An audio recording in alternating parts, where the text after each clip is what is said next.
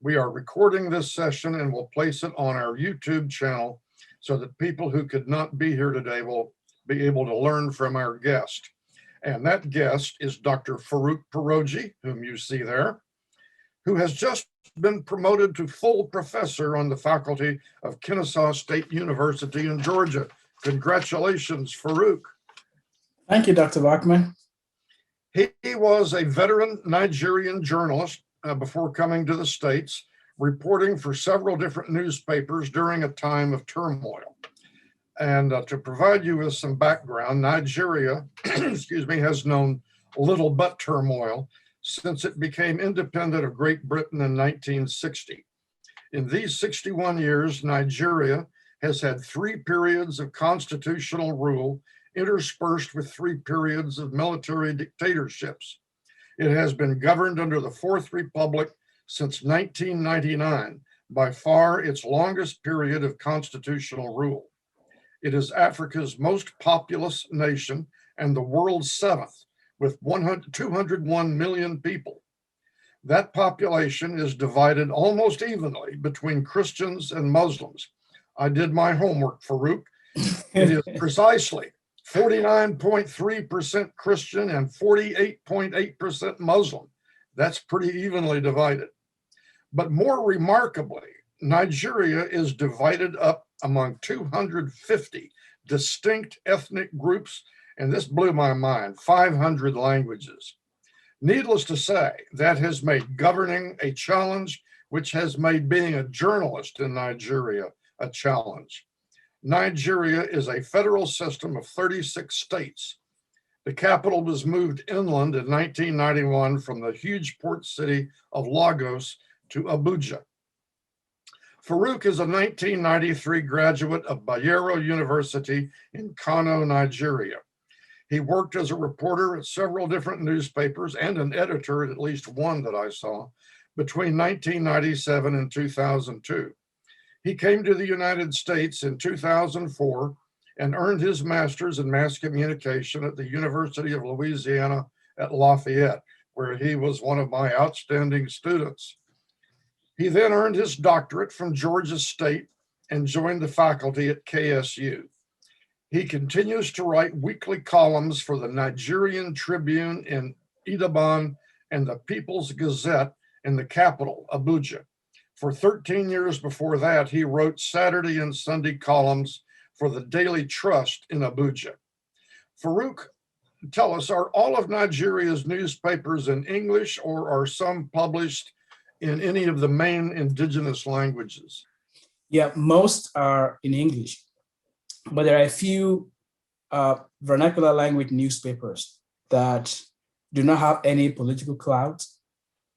So the major newspapers are published in English. As you rightly said, we have over 500 mutually unintelligible languages in the country, which makes communication difficult. So when the colonialists departed, the nationalists that took over decided that it was going to be in the best interest of the nation to adopt the English language as the national language, since it's non-ethnic and has the capacity to bring these disparate groups of people together. So predictably, the language of the newspapers is English, the language of the educational system is English, the language of the courts is English. But there are a few newspapers that are published in the Yoruba language in the southwest Nigeria. You're going to find a few papers published in the Hausa language in northern Nigeria. But for the most part, they are not very influential because a lot of people have more literacy in English than they do in native languages. Well, what about the broadcast media? Do any, for example, regional radio stations broadcast in the indigenous language? Yes. So for radio stations, we have a lot of radio stations that broadcast in indigenous languages. But the national radio stations, for their main broadcasts in English, the main broadcasts are in English. But there are periods that are devoted to broadcasts in the 3 major languages, like Hausa, English, and Igbo, and other regional languages. But even the broadcast is mostly English, but we have regional broadcasters as well. Okay. Now, what's the role of the government in broadcasting? Is it all under government control, or are there also independent? Yeah. So historically, the broadcast media has been dominated by the government, and the Nigerian Television Authority, for instance, to be the only TV broadcast station. But that changed in the early 1990s when the broadcast industry was liberalized, and then we had private sector investment in it. So interestingly, now the most prominent, the most consequential broadcast stations, TV broadcast stations, are privately owned. You have Channels TV, and they have AIT. AIT stands for African Independent Television. So the Nigerian Television Authority has sort of receded because, as you can expect, it's a propaganda mouthpiece of the government, and a lot of people have, people are they're fatigued by excessive government propaganda, so no one listens to the broadcast stations. So, it's just there. So it doesn't have editorial independence like the BBC? No, it does not. Yeah, because it's entirely controlled. So it's the butt of jokes on social media. You find crises happening, kidnappings or bombings of places, and the NTA would not broadcast it until the government tells it to do so. So no one depends on the government broadcasters for news, because it's very it's pre-programmed. It's managed by government. The information is sent out. It's managed by the government, and with this diversity of news sources at the disposal of citizens, that's not going to work. In the past, when private broadcasters did not have license to operate, when the internet did not exist, they had monopoly over information dissemination. So everyone was dependent on the Nigerian Television Authority for news, but that's no longer the case. And they exist now just because they are funded by government. Well, now let's turn to the print media. What's the literacy rate in Nigeria, and has this hampered development of newspapers and magazines? Well, I think the last statistics that I saw put the literacy rate around maybe over 70% of the population. Which is pretty good by African standards, isn't it? Yes, and it's mostly, it's very largely urban. So that has sustained the newspaper reading culture in Nigeria. Nigeria has one of the most robust newspaper cultures in Africa. And of course, it's largely because of the fairly high literacy levels in the country. Well, I think you told me that, by the way, has everybody noticed that I have not begun one single question with "so"? Who started that nonsense anyway? But you told me that the major papers are not sectarian, but employ both Christians and Muslims. Correct. Is that pretty much the case in the papers you've worked for? Yes, absolutely. So they're just not hung up on sectarianism when it comes to journalists. Yeah, so, and that goes back to the tradition. You said so. Did I say so? Yes. Gotcha. I saw your drive about that, and I said, I don't blame you. I blame American media. Yeah. I'd like to drive a stake through the heart of the person who started doing so. Go ahead. The history of go ahead. So the history of Nigerian journalism is rooted. Unlike the broadcast media, the print media has always historically been privately owned.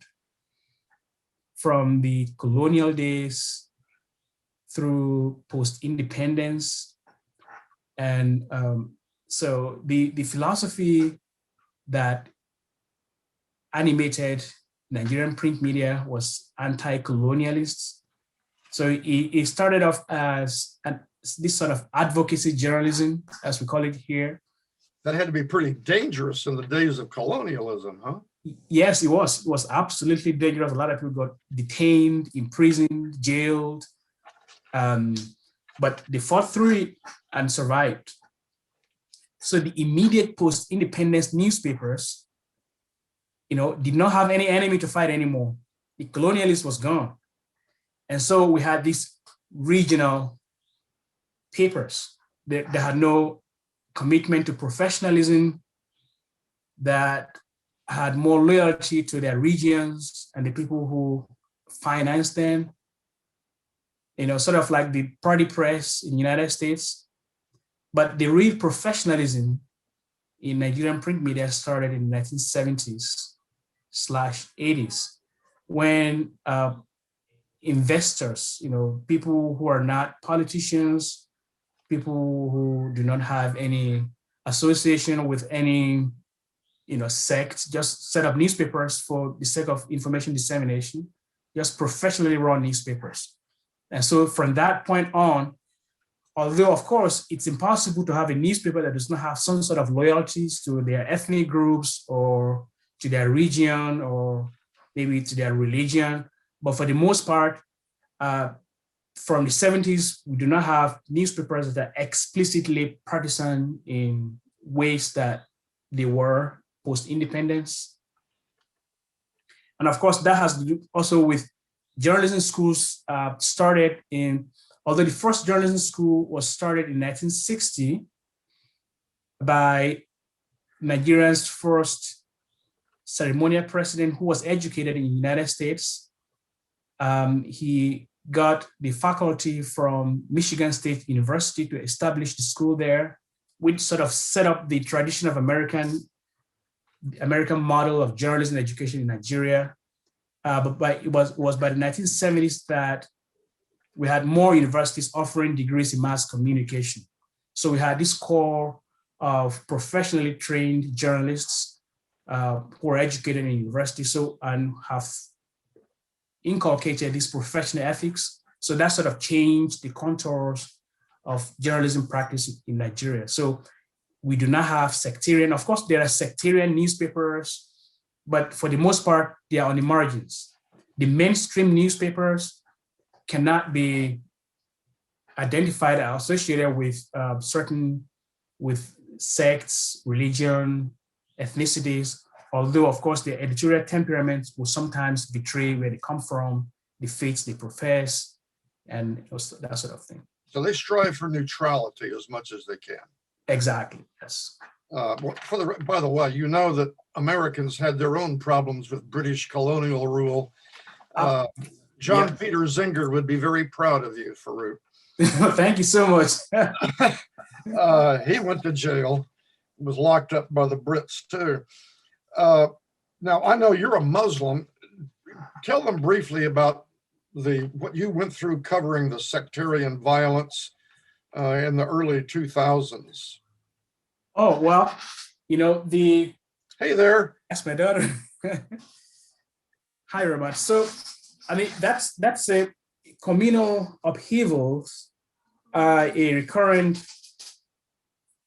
recurrent happenings in Nigeria. And I've covered several of them. Yes. No. That's something good. Okay. When I'm done, I'll let you know. Okay. Welcome back from school. So I don't think I've ever seen a cuter photo bomber. Roman, go to mommy. Okay, see that. There was so in 2000 when the Islamic law called Sharia was introduced in the northern parts of the country. Of course, there was resistance. I lived in a state called Kaduna, which is almost evenly divided between Muslims and Christians who are indigenous to the place. And so the indigenous Christians resisted. That's not for kids, right? Come here. Come on, man, come on. Okay. The indigenous Christians resisted the introduction of the Islamic laws, and the push and pull of this just led to communal violence, communal upheavals. A lot of people died, and a lot of people who were killed were also people from Eastern Nigeria, the Igbos, who had tried to secede from Nigeria in the 1960s. And so there was a lot of anger. And so there was retaliatory killings of Northerners in the East. And my editor said, well, we don't have any perspectives of the killings, the retaliatory killings of Northerners in the East. All we have read are perspectives of Southern newspapers. Why did you go there?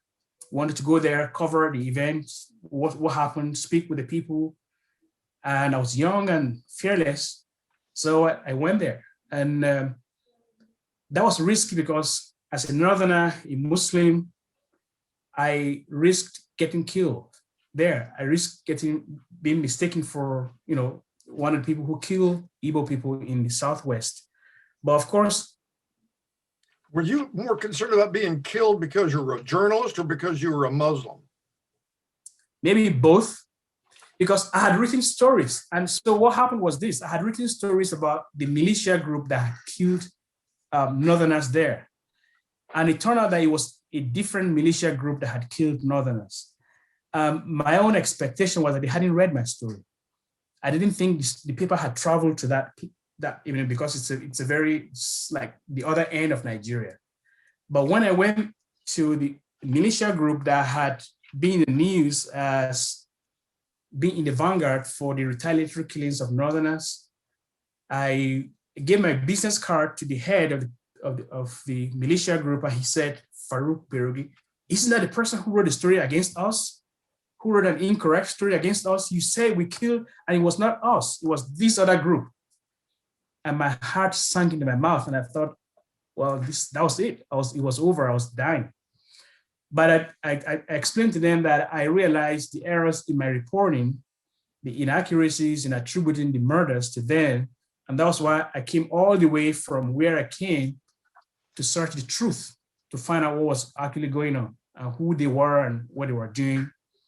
And for some reason, they were persuaded by what I told them.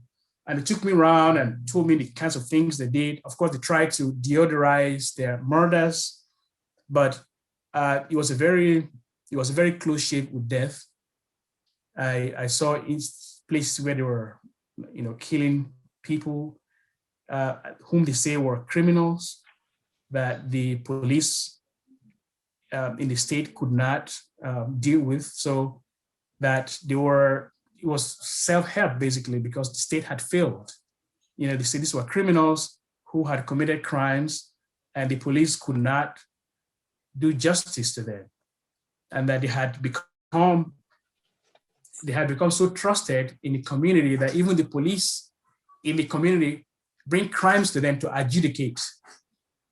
So it was a very close shave with death. It was a story that shook me to my very roots, one that had a lot of readership when I wrote it in 2000. I think that was the year 2000, Inside the World of Bakassi Boys. Unfortunately, these sort of occurrences, these bloody communal upheavals, haven't stopped since I left Nigeria. You see them happening every once in a while, episodic eruptions of violence between ethnic groups, between different religious groups. But I was lucky to survive it. We're lucky too. Now, Nigeria has been in our news a lot. It's hard to believe it's been 7 years since Boko Haram splashed into the headlines with the kidnapping of those 200 some odd girls in 2014. But yes. That has to be a pretty dangerous beat for journalists to cover. Absolutely. A lot of journalists got either killed, maimed, or jailed. Someone that I know who used to work for the Daily Trust where I worked, and who works for a prominent investigative online newspaper, was kidnapped last year. And when he was kidnapped, they had no idea he was a journalist, but when they realized he was a journalist, he became even more dangerous. So he recounted his experiences in the hands of the kidnappers, and who said they feared that he was recording them, and he was going to report their identities and getting captured by the state, and so he was tortured, and so it's very dangerous. But a lot of journalists have risked their lives to report on the tragedies of the Boko Haram and the kidnapping. And it's important to differentiate between kidnappers and Boko Haram terrorists. These are two different groups, but people fear that at some point they might merge and become one group. And should that happen, that's going to be really, really horrible. But for now, the kidnappers are mercenaries. They are not animated by religion. We just want money. Just money. And they don't have any coherent ideology. And they are basically herders, cattle herders, who have lost their cattle, who said they were victims of cattle thefts by other people of their kind. And so they're economically disaffiliated. And they found that people, they could kidnap people, get ransom, and be wealthy. So why go back to the bushes and herd cattle when you can kidnap a bunch of people, create publicity and get money? So that is happening. But we've been told, and I've read several accounts, particularly even from Muslim leaders, who fear that these herders who kidnap people in the bushes could work with Boko Haram, and that in fact Boko Haram has made overtures to them to say, let's get together. You guys, you are doing well. You are, getting a lot of publicity. You are getting, but since we're all, for the most part, the kidnappers that we are talking about here tend to come from the Fulani ethnic group. Which one? And there's an ethnic group called the Fulani, the third, maybe the fourth most popular ethnic group, and actually the most widely dispersed ethnic group in West Africa. They are found in most West African countries, and they are associated with cattle herding. So cattle herding is sort of ethnic. It's not, most people who herd cattle belong to the Fulani ethnic group. Of course, you're going to find other ethnic groups who participate in it, but like 90% of people who do that belong to that. And since the Fulani tend to be mostly Muslims, the Boko Haram people, made overtures to them to get them to have a coherent ideology and to promise them that you are going to get reward in heaven for what you do. Why do you do it for free, for just money? But the one thing that a lot of people have not realized is that a lot of these herders, although come from an ethnic group that's associated with Islam, they are basically just, lawless anarchists. They do not have any religion. A friend who got kidnapped told me 3 weeks ago that when he was kidnapped, he's a Muslim, a practicing, believing Muslim, and he told the people to give him some water to, do ablution, to pray. And he said he got the worst beating of his life for asking permission from them to pray the Muslim way. So for the 2 weeks he was in captivity, he said those guys did not pray, did not allow anyone else to pray. So certainly they are not religious people, and they're just, nihilists. They're just anarchists who want money. Remind us what Boko Haram means and which language that is. Okay, so it's a name that the media gave the people. It's Boko Haram basically means education is forbidden. Education is forbidden. Yes, but not just it's Western education is forbidden. So Boko, there are all kinds of explanations about Boko, what it really means. Some people say it's the local domestication of book, which represents Western education. So since the group is against Western education, it does not want people to go to school.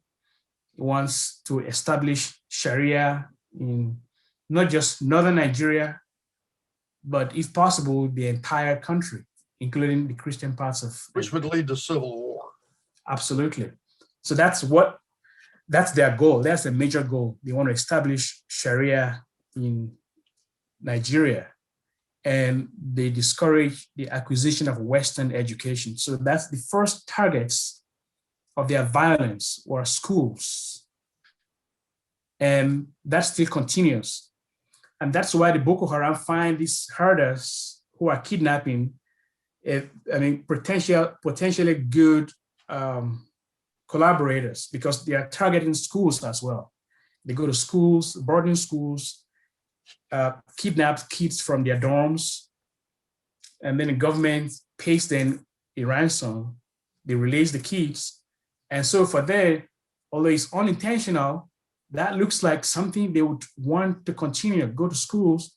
So the auxiliary consequence of this is that a lot of states in the north are discouraging kids from going to boarding schools. And many people who are fearful for the safety of their kids are actually discouraging kids from going to school at all. And so that sort of achieves the aim that Boko Haram wants. Don't let people go to Western schools. Now, can you give us an idea of what your journalists in Nigeria are and are not free to report on? You mentioned something about self-censorship the other day. Yeah. I know that I looked up Freedom House's press freedom rating for Nigeria, and on a scale from 0 to 4, it's right smack in the middle with a 2. Yeah. So what are you able to do and what are you not able to do? Whoops, what happened? There we go. Thank you, Dan. Okay. Yeah, well, so Nigeria's press, the trajectory. Here's Nigeria here. I guess you can see my thing. I don't know. Yes. See my cursor? Our trajectory is very interesting. The only time in our history when we're not free, there are 3 categories in press freedom's typology of freedoms. There's free, partly free, unfree. So we mostly are always partly free. But what exists right now is severe self-censorship in the traditional mainstream media. This government, which came to power as a consequence of civil society groups, opposition elements coming together to fight the then incumbent government that was too incompetent to confront Boko Haram's, kidnap of kids, has turned out to be one of the worst, one of the least tolerant, governments in the country. But so there have been cases of journalists being arrested. There's a report that came out last year that showed that in this regime that started in 2015, more journalists have been either arrested, censored, or jailed than at any time since the return of civil rule in 1999, which is sort of ironic because this was supposed to be the government of civil liberties, government that was very critical of the then incumbent government. So now what happens a lot of in the mainstream media is I see a lot of self-censorship. There are a lot of stories that should have made it to the mainstream media that don't, see the light of day and just crop up on social media.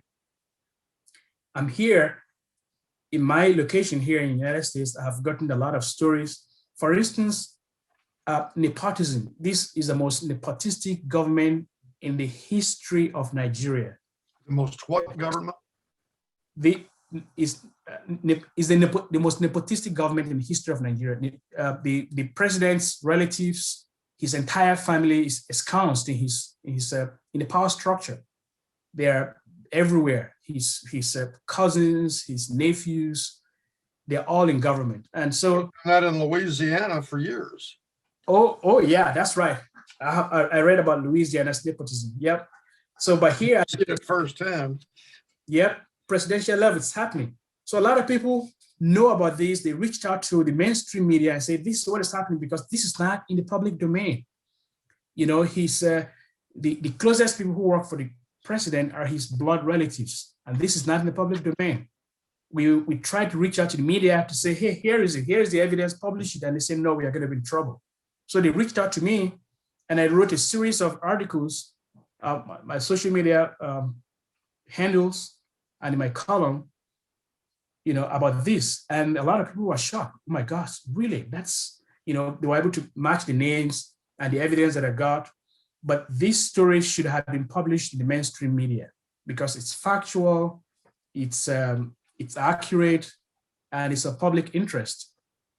But so it was the editor that squelched it, or a direct threat from the government? Well, I think it's the fear of threats from governments that. So it's the editors who spike it. Yes. Because so instead of watchdog journalism in Nigeria, you've got puppy dog journalism. Absolutely. So they're not, it's like, even though they claim to be watchdogs, they don't bark, they don't bite, they just watch, you know.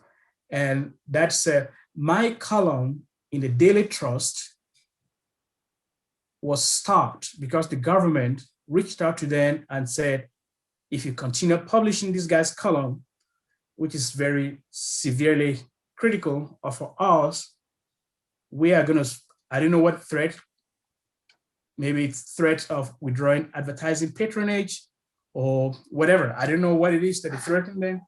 And the editor-in-chief called me and said, sorry, we can no longer continue with your column. And I said, why did I write? For 13 years. Yes. I said, did I write anything that was inaccurate? No. Anything libelous? No. Have I ever, told a lie, my columns? That was the Daily Trust. Yes, the Daily Trust. Which was not living up to its name, was it? Absolutely. So the column was stopped, and the editor-in-chief was very frank and said, it's because of your consistently critical commentary on the government. And it's putting us under a lot of pressure, and it's endangering, people's source of livelihood. The two papers you're writing for now, they're not afraid to run your column? No, they're not. And have you toned down your rhetoric at all, or you're still? I'm still the same. I have not toned. So the Nigerian Tribune is owned by one of Nigeria's first nationalists, who was Prime Minister of Western Nigeria. And so at the time, they reached out to me to say they wanted to syndicate my column. So it was being published in Daily Trust, and they wanted to publish it simultaneously in Western Nigeria. And I said, by all means, do it. So they did it. And so when the Daily Trust stopped, it continued. And then this new online-only publication that emerged, People's Gazette, it's based in the federal capital. They also reached out to me to syndicate the column. They've been under a lot of pressure, particularly the Tribune, to drop the column, but they have resisted.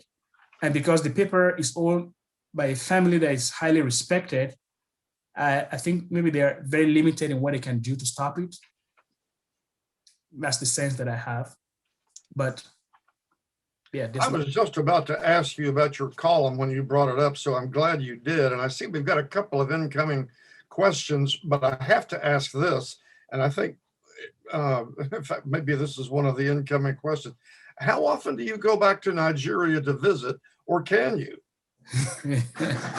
Well, the last time I visited was 2016, but I can't now because the current government is they're clearly after me, and I have gotten a lot of information from higher ups in government, people who like what I do, but I can't come out to support me in public.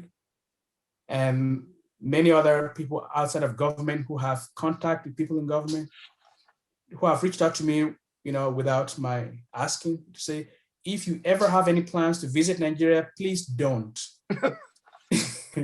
Holy cow. You're gonna be dead. And they will they'll give you the Khashoggi treatment.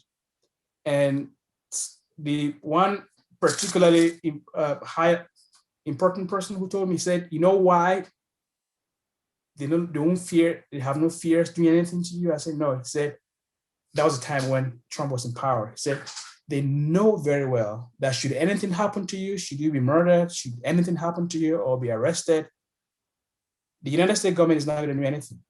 And they've seen example from how Khashoggi was treated. So that should serve as a lesson to you. Please don't.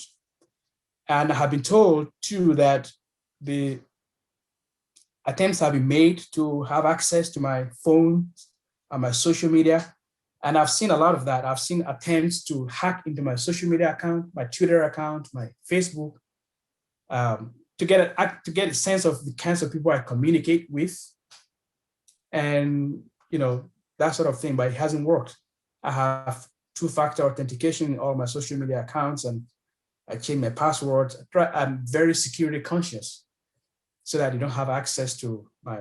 But they've not stopped. On a particular occasion, someone who worked in one of the security services, but who sort of identifies with what I write, reached out to me and said, whatever you are doing, Farooq, please delete and block all the sources of information that you have. Because I just got out of a meeting, and our mandate is to find the people who communicate with you and give you the sort of information you share on your social media platforms. And so you still have family there, though? What's that? You have family there? I do. And do you worry about their safety? Sometimes I do, but apparently they're more concerned about me than my family members. Well, thank God for that. Well, I know this phenomenon in Latin America. Sometimes democratically elected governments are more oppressive than the old dictators used to be. Yes. So, we've got some questions here. I hope I can do this right. Cami Rice asked you, what differences do you see between the journalism climate in the U.S. versus Nigeria? Well, you partly answered that. Yes. You want to add anything to that? Well, I mean, obviously here, I mean, one of the biggest difference, of course, is government intervention. There's no direct government intervention, certainly not in the way that it's practiced in Nigeria, where, for instance, there's a social media influencer, one of the people who became prominent by starting the Bring Back Our Girls movement. Bring Back Our Girls was this organization that was set up in 2014 to get those girls that were abducted by Boko Haram. So she became prominent from that, and she has continued with her advocacy, and she's very fearless. And she appeared on a TV station 3 days ago on an interview, and she was told before the start of the interview that you have to say something positive about this government. You are always critical, but the condition for airing this interview is that you say something positive. And then she said, but the government has its spokespeople. Why is it my business to say something positive about the government that has not done anything positive? So there's a lot of that. There's because the government is very it's overly sensitive about its image. It spends, Kind of reminds me of a president we had recently. Oh yes, absolutely. There's a lot of correspondence, a lot of convergence. Well, in fairness, it wasn't restricted to him. I think every president, whether Democratic or otherwise, Democratic with a small d, yeah, they're all concerned with it. That's true. It all depends They on. don't all throw journalists in jail. Absolutely, if they could, yeah. So I mean, when this president came, the first appointments he made were his media spokespeople, and he had 2 at a go, and did not appoint any minister for like 6 months, but had press people to speak on his behalf. And shortly after set up a propaganda unit that is called the Buhari Media Center, whose remit is to attack, smear, libel critics of the government on social media. And they are paid a monthly fee. And they get all kinds of unemployed youth, give them monthly stipends and say, go and flood the comment sections of any newspaper where the president's been talked about, and then go to the inboxes of government critics like me and smear them, make up stories about them and just let it fly and give it publicity and wings. So they've done that. And someone from within the organization who was being paid reached out to me and said, here is what we are doing, here's what we are paid. And I exposed them, put the address, the people who are, the people who finance them, their operations, and they were shocked how that news came about. And, so it's a government that's excessively concerned about its portrayal in the media and in social media, particularly now, because they are losing control. Wow. They sort of have control the traditional media, but they are losing control of the social media scene. Almost like Arab Spring all over again. Absolutely. Well, Anna Davis in Mississippi asked, I'm assuming that this latest kidnapping took place at a residential school. I noticed that you said 70% of the population is literate. Are residential schools the typical setting, elementary and high school education? No, they are not. They are not typical. So most schools are not residential. They don't have dorms, but you have a few that have such arrangements, and those are the schools they are targeting. My sense is that in northern Nigeria, kids that are bright, that are smart, that pass entrance exams tend to go to these special government schools that are residential so that they get more specialized attention. And they are targeting them, but most other schools are not residential, call them boarding schools. Most schools, I would say 80% of schools are not boarding schools, they're not residential schools. But they're great targets for kidnappers. Absolutely. You get all the kids in one, okay. Yep. Well, we're gonna run out of time, but you've been in the States for 17 years and you've been exposed to our media. Are there any misconceptions American journalists have of Nigeria or Africa in general that you would like to dispel? Well, let me think about that. I'm not so. Okay, well, let's see.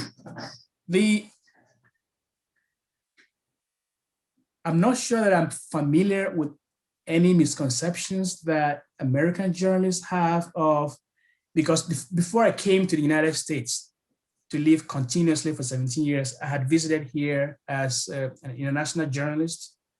The State Department has this program that they call International Visitors Program.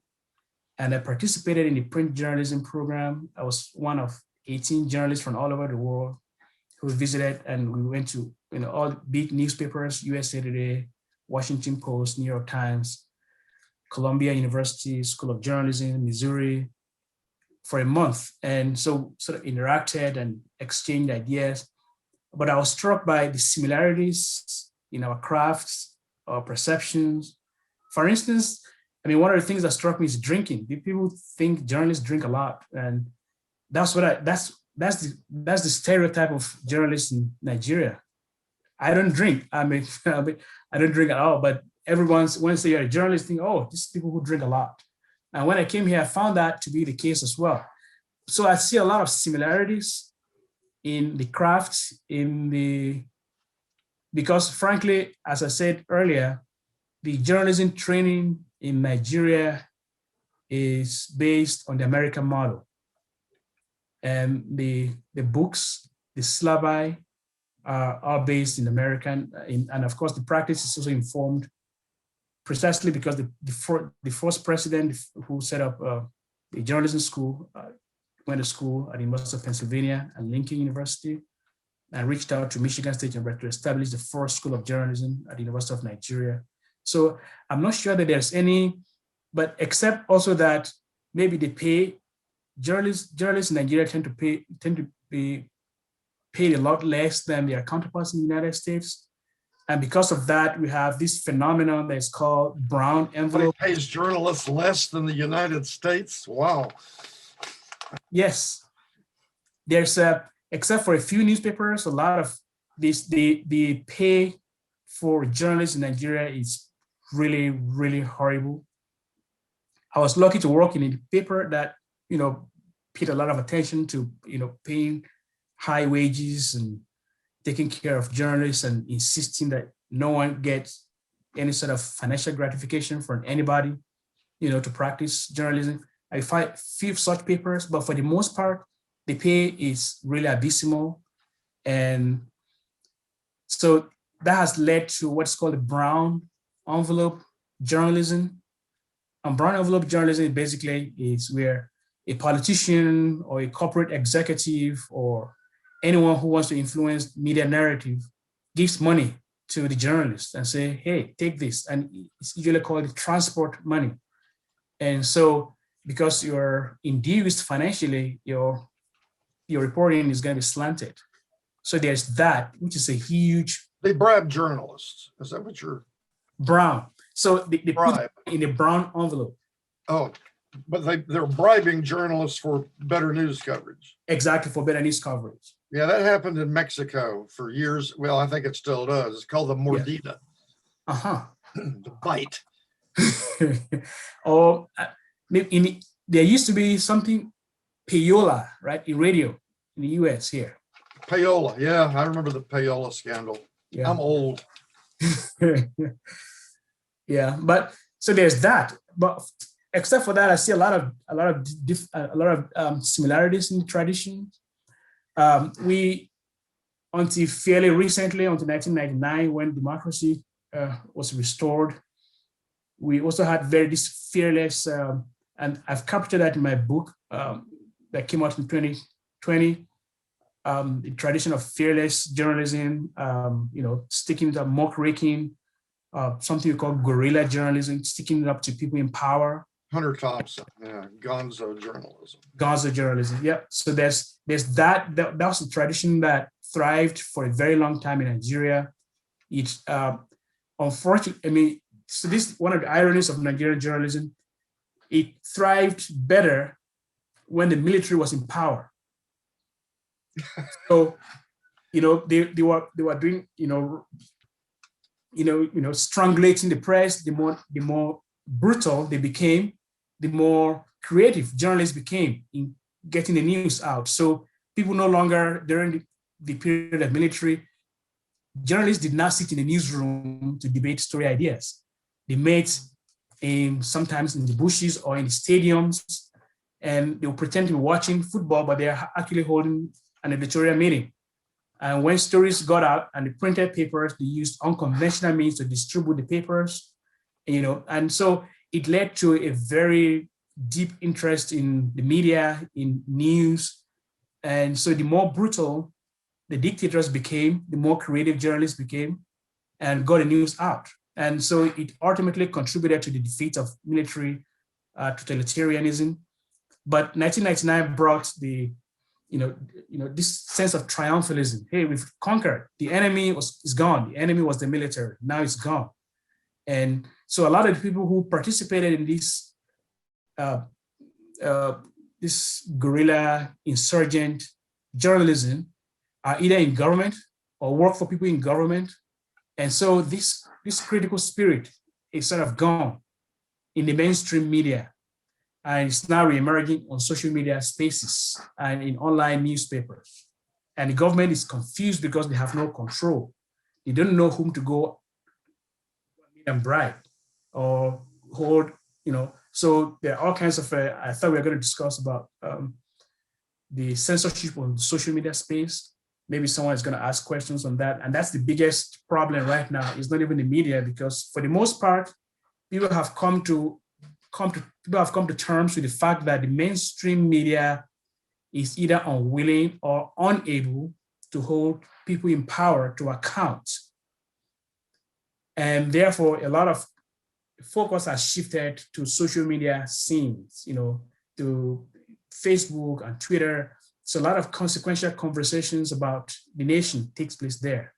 And so the media, the government is coming up with all kinds of things, saying, for instance, they came up with bills, the social media bill. If you share inaccurate information that leads to the death of anyone, you're going to be murdered or you're going to be killed. So, but how do you establish that the information is inaccurate? Who makes that judgment?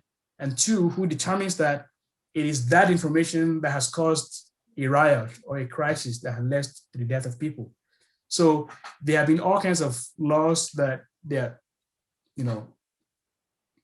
experimenting with to muzzle the social media scene, because they've realized that, in spite of their control of the traditional media, there's a shift in focus in online, media and in social media scenes. Now you have a blog too, don't you? And blog, yes, I do have a blog as well. So the second newspaper I write for, the People's Gazette, the government just last month blocked their URL from being viewed in Nigeria. So they told the telecommunication companies, do not allow anyone who uses your services to access this website, because the website is also very critical. Okay, it's very critical of the government. And of course, my column appears there. So I wrote about that, and that's a new scene. That's a new place to fight. It's not just the media; it's now social media and the online environment. From what you tell me, I think if I were you, I would start checking under my hood of my car every morning before you crank it up. I'm not sure you're safe in Kennesaw, Georgia. Well, just watch your back, buddy. Okay. I will. Have we got any other questions? I don't see any. We still got 13 diehard participants. I'm glad. I guess what I have to do at this point, we have a standard question we ask all of our guests. Just tell us succinctly, what does press freedom mean to you? Well, press freedom for me means the capacity of the press as an institution to embody what German philosopher Jürgen Habermas calls the public sphere, which is the arena where citizens, everyday people, can articulate their fears, their anxieties, their aspirations, where they can discuss issues of public importance without any sort of restrictions, either by government or by the corporate environment, by corporate bodies. For the most part, in developing countries, you have press freedom is thought of in terms of the capacity to keep government off from conversations of the people. But in the developed world, we tend to ignore the fact that although governments do not interfere directly in people's conversations, there's a lot of influence by corporate organizations. Media ownership patterns as increasingly constricting the space for critical voices. And so for me, press freedom can be said to truly exist when the media rise up to embody the aspirations, to function as the arena for the untrammeled ventilation of thoughts and ideas about the public without any restrictions from either the corporate bodies or governments. Well, Farooq, we all want to thank you for spending time with us this evening. And I think I can speak for all of the participants in saying we wish you the best, and we hope that we live long enough to see a day when Nigeria has a system in place that you're not afraid to go home. That's just terrible. Absolutely. Thanks so much for having me. Now, before everybody logs off, I got to cover the upcoming, here we go, on March. The next IC talk will be Tuesday, March 16th, same time as today, for a global view of freedom of information laws. SPJ Freedom of Information Committee Chairman Haston Willis will talk with Adam Marshall, Senior Staff Attorney for Reporters Committee for Freedom of the Press, and Helen Darbshire, Executive Director of Access Now. And on March 30th, we'll literally be talking Turkey with Beth Mendelsohn, Executive Producer of the VOA documentary on Turkey, Breaking the Silence. The documentary profiles citizens, journalists, and activists whose stories help explain the forces driving media suppression in Turkey and reveals how deep divisions in Turkey's society and politics, combined with autocratic power, have evolved to repress critical news coverage and stifle free speech. You can get details about all of this from Dan Kubisky. I also urge you to check spj.internationalcommunity@gmail.com or ask us for information. And we also have a Facebook page. So search for us and become our friend. Again, thank you, Farooq, and thanks to all of you who joined us tonight. Stay healthy, stay safe, and stay informed. Thanks.